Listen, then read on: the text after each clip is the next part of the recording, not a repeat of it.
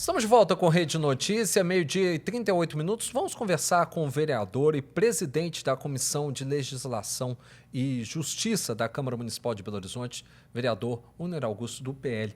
Boa tarde, obrigado, vereador, por estar aqui conosco e ter atendido o nosso convite. Boa tarde, André. Boa tarde, Adriano. Boa tarde, Prazer vereador. estar aqui com vocês, para falar de Belo Horizonte, falar da Comissão de Legislação e Justiça e do nosso trabalho que se iniciou agora em janeiro, nessa nova legislatura, e, se Deus quiser, vai até 2028. Vereador, uma das coisas que a comissão está debruçada é a proposta, né, de orçamento para Belo Horizonte. Né? Na verdade, a proposta para todo a lei de diretrizes orçamentárias que vai valer pelos próximos 3 anos, né, que vai definir as diretrizes do orçamento de Belo Horizonte durante o mandato do Álvaro Damião. Já tem para 2026 um grande pepino, que é esse déficit de quase R$500 bilhão que está previsto no orçamento. Aliás, mais de R$500 bilhão, que a gente, acho que praticamente em 2 décadas nunca se viu uma cifra dessa quando se trata de Prefeitura de Belo Horizonte. O que vocês já conseguiram identificar? Esse déficit vem proveniente de investimento ou de má gestão?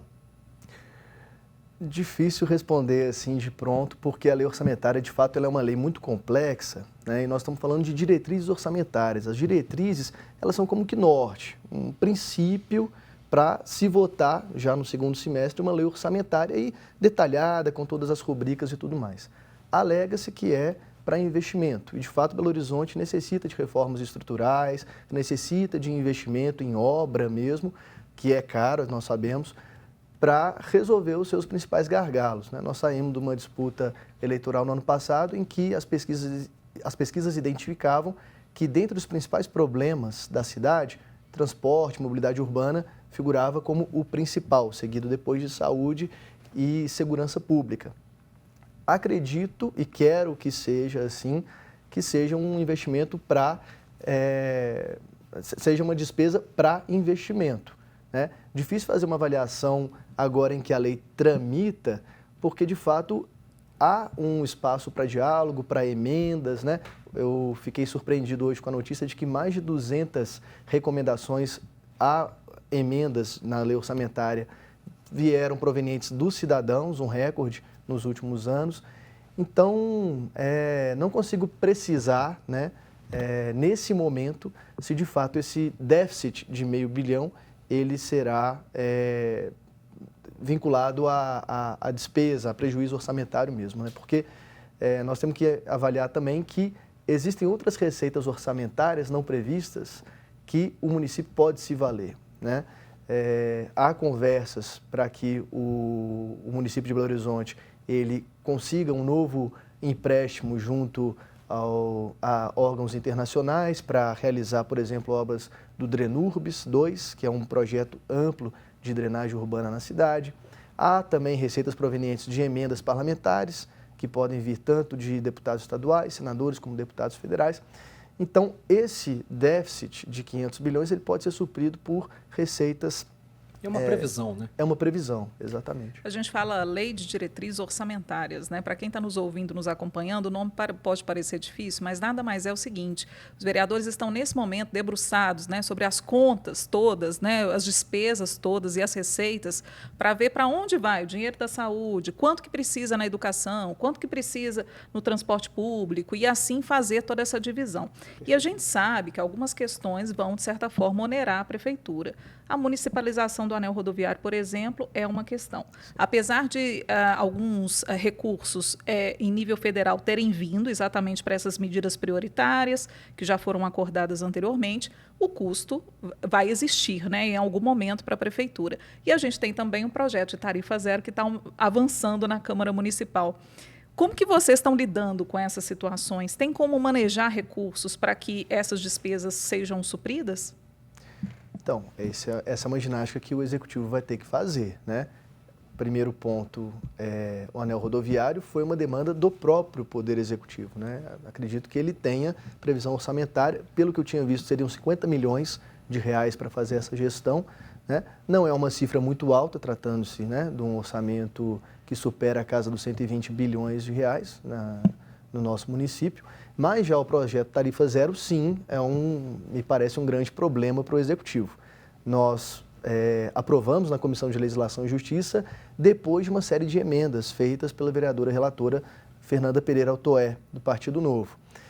Como o projeto estava previsto lá no início, na sua redação original, eu não via muito espaço para passar na Comissão de Legislação e Justiça, mesmo porque havia a previsão de que o custeio de toda essa operação, chamada de tarifa zero, viria de pequenos e microempresários, né? Empresas médias também, porque aquelas empresas que tivessem menos de 10 colaboradores, menos de 10 empregados, elas não pagariam, não custeariam por meio de uma taxa municipal o sistema de transporte. Já aquelas que tivessem mais de 10 funcionários, elas pagariam por cada empregado uma taxa a mais para custear todo o sistema de transporte. Eu via, naquele momento, uma ilegalidade, uma inconstitucionalidade, porque nós não podemos criar uma taxa municipal desobedecendo o que está previsto na Constituição e no próprio Código Tributário Nacional, porque a taxa é um tributo diferente do imposto, né? A taxa, nós pagamos, ela é um tributo em que você sabe quem está pagando e sabe quem está recebendo. Ela é diferente do imposto, que vai para uma despesa ampla e geral. E, enfim, houve uma longa discussão a respeito disso. Acredito que, passando pela CLJ, a discussão vai se manter, mas com as emendas da vereadora Fernanda, vejo mais espaço para ser aprovado. Agora, vai depender também de como a base do governo vai se mobilizar e quais serão as diretrizes do governo para barrar ou para fazer avançar. A minha visão é de que não se trata de um projeto bom, né? Mesmo com as emendas da vereadora Fernanda, nós analisamos ali especificamente a constitucionalidade e a legalidade. Não tem como nós barrarmos o projeto que é constitucional e legal. Mas no conteúdo, na matéria, não vejo como um projeto que vai trazer benefícios para a cidade. Então vamos para o intervalo rapidinho. Na volta eu quero saber por que de que o senhor não vê como um projeto que venha beneficiar essa cidade de Belo Horizonte, a implantação do Tarifa Zero. Rapidinho, um intervalinho, 2 minutos, e a gente volta conversando com o vereador e presidente da Comissão de Legislação e Justiça da Câmara Municipal de Belo Horizonte, o vereador Uner Augusto, do PL. Maravilha.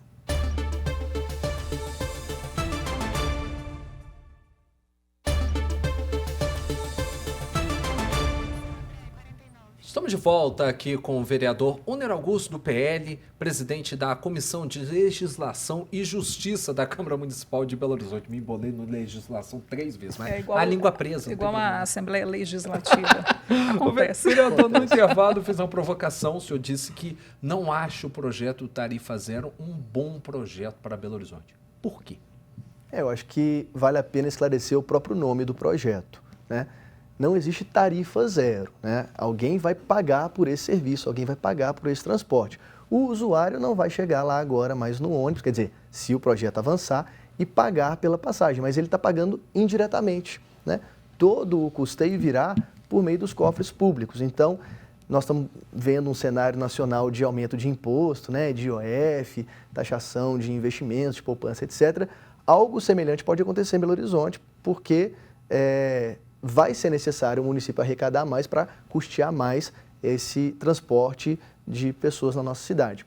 Mas, para além disso, eu acredito que esse projeto ele funciona bem em municípios menores ou municípios, por exemplo, como Nova Lima e outros municípios no Rio de Janeiro que recebem royalties, né? Recebem muitos valores, um valor vultoso para custear algumas coisas, né? Nova Lima recebe royalties da mineração, municípios no Rio de Janeiro recebem royalties da exploração do pré-sal, do petróleo, etc. Belo Horizonte não recebe isso. Então, nós estamos fazendo uma decisão, caso a Câmara Municipal aprove um projeto desse, de pegar um altíssimo valor, né, superior a R$ 1 bilhão, e pagar por transporte público de pessoas.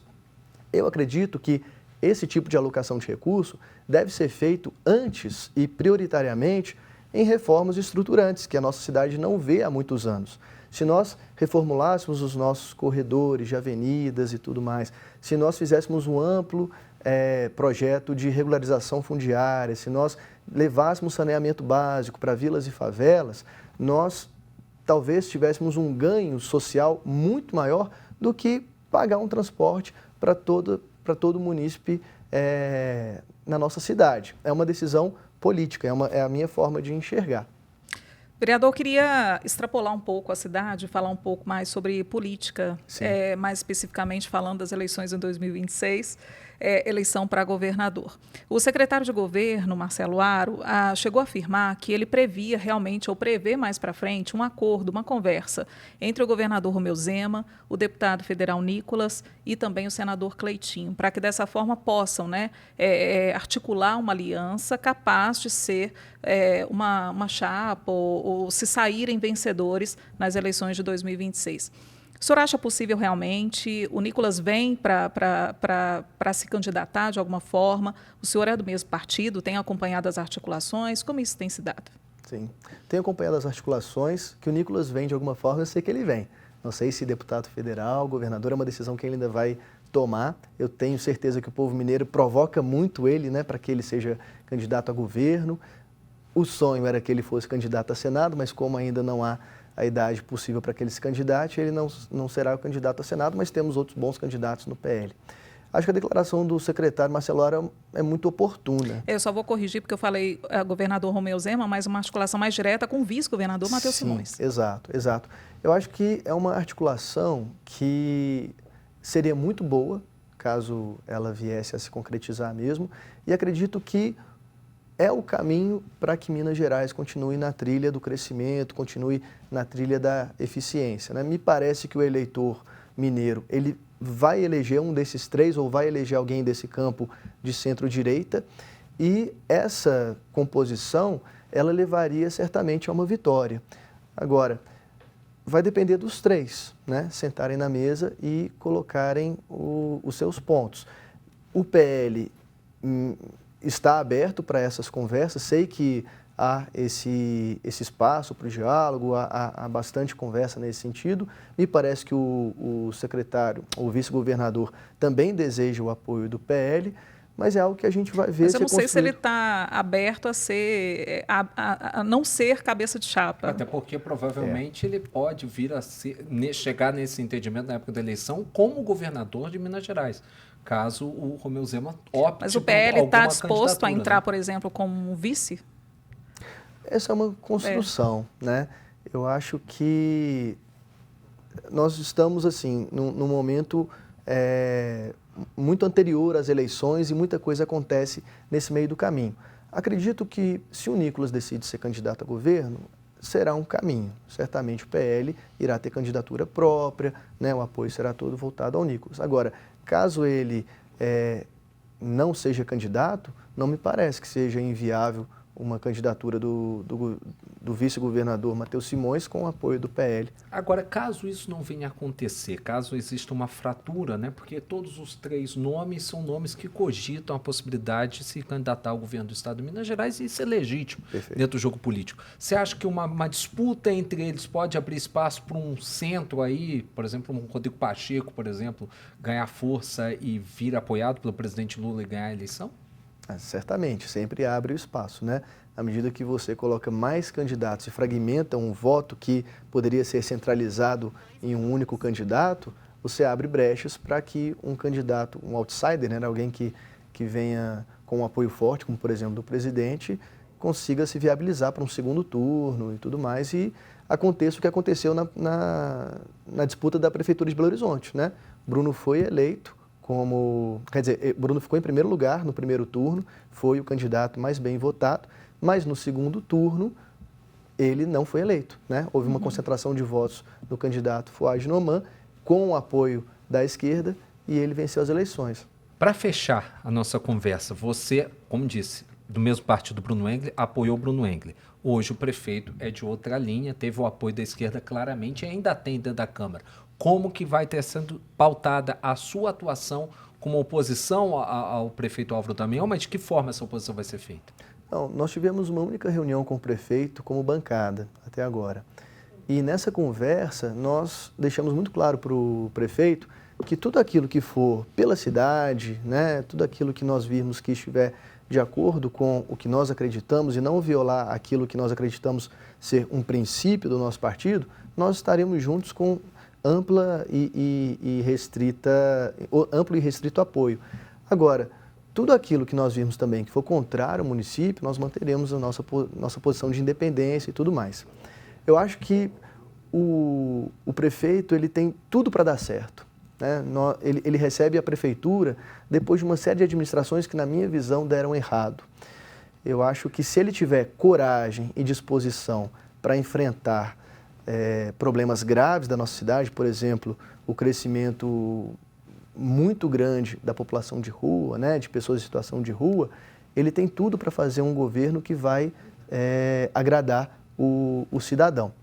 Na Câmara Municipal, nós não temos restrição nenhuma de aprovar projetos da Prefeitura, mas é preciso também que a Prefeitura ela tenha sensibilidade para perceber que a Câmara ela participa do governo, né? Num regime democrático não existe o chefe do executivo que governa sozinho. É preciso sempre governar, e aqui eu não falo só do PL, não. É preciso fazer um governo que leve em consideração as posições da Câmara, aquilo que os vereadores foram eleitos para defender, né? Então, é importante ter uma conversa com o presidente da Câmara, né, com todos os vereadores, respeitando, inclusive, aqueles posicionamentos político-ideológicos que, eventualmente, são diferentes do prefeito, mas que fazem parte do mandato desses vereadores, porque eles representam essas pessoas. Aquelas rugas que existiram, fruto da eleição do presidente da Câmara, essas rugas acabaram? É uma questão superada nesse momento? Eu vejo que sim. Eu não vejo um ambiente ruim hoje na Câmara em relação ao prefeito, não. Acho que existe por parte dos vereadores uma vontade de dar certo, sabe? Uma vontade do prefeito encarar os problemas da cidade com coragem e sem aquele comportamento que nós vimos anteriormente em administrações como do Alexandre Calil, que enfrentavam a Câmara, viam a Câmara como um inimigo, tinham um comportamento muito belicoso em relação aos vereadores.